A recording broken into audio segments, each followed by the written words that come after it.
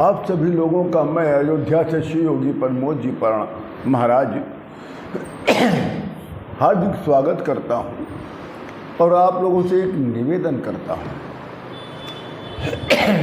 आप लोग जब भी हमारी कथा को सुनते हैं तो लाइक जरूर किया करिए, और अगर आपने सब्सक्राइब नहीं किया है तो सब्सक्राइब भी करना सीखिए, क्योंकि बगैर आपके प्रोत्साहन से मैं आगे कोई भी अच्छी कथा आप तक नहीं पहुंचा पाऊंगा।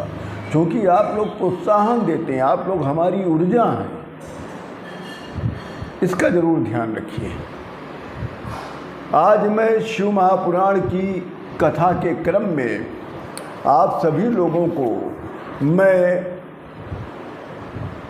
विद्येश्वर संहिता का आज 5वां अध्याय का वर्णन करने जा रहा हूँ। 5वां अध्याय बड़ा महत्वपूर्ण है महाराज। इस अध्याय का नाम है नंदीकेश्वर द्वारा शिवलिंग के पूजन का वर्णन। बहुत महत्वपूर्ण है और प्रश्न इसका बनता है महाराज कि सभी देवी देवताओं का पूजन तो प्रतिमा से किया जाता है, पर शंकर भगवान भोलेनाथ का पूजन शिवलिंग और प्रतिमा दोनों से क्यों होता है? तो ये मुनियों ने नंदीकेश्वर भगवान से प्रश्न किया था। तो नंदीकेश्वर अर्थात नंदी भगवान ने इसका उत्तर दिया कि आपका ये जो प्रश्न है ये बड़ा महान है, बहुत ही पवित्र है, और इसका समाधान केवल महादेव ही कर सकते हैं। किसी पुरुष में या किसी ऋषि मुनि में या किसी देवी देवता में इतना सामर्थ्य नहीं है कि इस विषय पर कोई भी वर्णन कर सके। पर नंदी भगवान कहते हैं कि मेरे अंदर जितना ज्ञान है, जितना सामर्थ्य है, मैं उतना ही आप लोगों को बता पाऊंगा। नंदीकेश्वर भगवान कहते हैं रूपीत्वात् सकलस्त्व तस्मात् सकल निष्कलः निष्कल त्वन्नेराकारं लिंगम तस्य समागतम। नंदी भगवान कहते हैं एक तो शिव जी निष्कल हैं, और निष्कल होने के साथ साथ शिव जी सकल भी हैं। अब आपको निष्कल का अर्थ समझा दूं, क्योंकि ये शिव तत्व का सबसे प्रथम और श्रेष्ठ शिव तत्व माना गया है।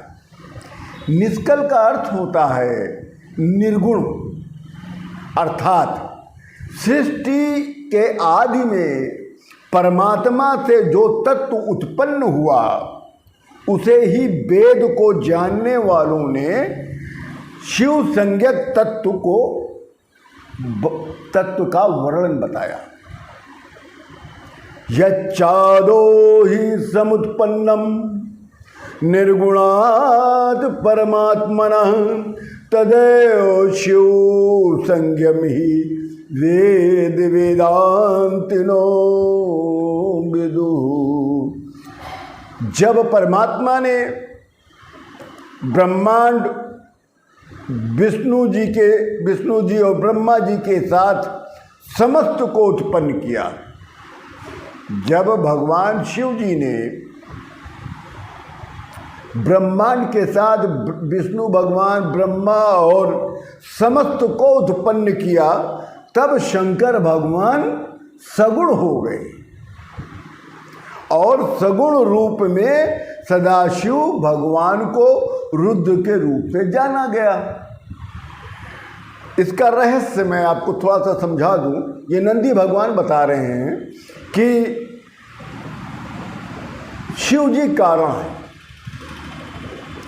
विष्णु सहित समस्त देवता इनके कारण हैं। नंदी भगवान कहते हैं शिव जी कारण है, ब्रह्मा विष्णु समेत जितने भी देवता हैं सब इनके कार्य हैं। इस संदर्भ में शिव तत्वों की व्याख्या आदरणीय तुलसी बाबा ने भी अपने रामचरितमानस में लिख दिया, बालकांड में ही लिख दिया। निर्गुण नीलज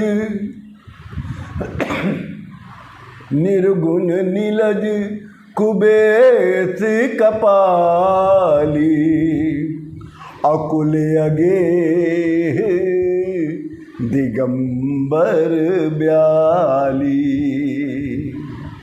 इसी के परिप्रेक्ष्य में श्री सप्त ऋषियों और निंदा व्यास जी ने शिव तत्वों का निरूपण बड़ी सुंदरता से कर दिया। उनके ही शब्दों में परमात्मा शिव जी निष्कल हैं और निर्विशेष हैं, अर्थात शिव जी ही कारण हैं, इनका कोई कारण नहीं। शिव जी आदि हैं, अनादि हैं, इसलिए शिव जी निर्गुण हैं और निर्गुण है तो परमात्मा है। और साधारण शब्दों में जिसको विष्णु भगवान ने स्वयं बताया, विष्णु भगवान ने कहा एकमात्र ब्रह्म रूप होने के कारण, एकमात्र ब्रह्म रूप होने के कारण भगवान शिव जी को निष्कल कहा गया और भक्तों के लिए रूप को धारण करने के कारण भगवान शिव जी को सकल कहा गया।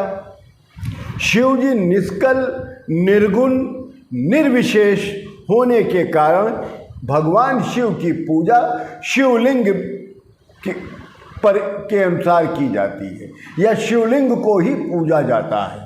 अर्थात शिवलिंग जो है वो शिव जी का निराकार स्वरूप है और साकार मूर्ति की भी पूजा की जाती है जो उनका साकार स्वरूप है। शिव ही ब्रह्म स्वरूप होने के साथ साथ ओंकार के रूप से भी प्रकट हुए, यही उनका साकार स्वरूप है और ये बात उपनिषदों ने भी सिद्ध कर दिया। उपनिषदों ने कहा वेदांत सार संसिद्ध प्रणवार्थे प्रकाशवान एवमेव पुरा पृष्ठो मंदिरे नंदीकेश्वर। इस बात को नंदी भगवान मंदराचल पर्वत पर महर्षि सनत कुमार को बताया था। इस कथा को मंदराचल पर्वत पर नंदी भगवान ने महर्षि सनत कुमार को सुनाया था, इसलिए शिवलिंग की पूजा ही सर्वश्रेष्ठ मानी गई है। इसी के साथ ये 5वां अध्याय पूर्ण होता है। मैं आप सभी लोगों को प्रणाम करता हूँ। एक निवेदन भी करता हूँ, लाइक का बटन जरूर दबाया करिए। आप हमारी ऊर्जा हैं, आप हमारी वाणी है। जितना आप हमको ऊर्जा देंगे उतनी अच्छी आपको मैं वीडियो दूंगा। मेरे पास और कोई सुविधा नहीं है, ना मेरे पास कैमरा है, ना मेरे पास कोई और सुविधा है। बस मैं अपने भगवान भोलेनाथ के ज्ञान को आप तक पहुंचाने की पूरी कोशिश करता हूं। इसी के साथ हर हर महादेव।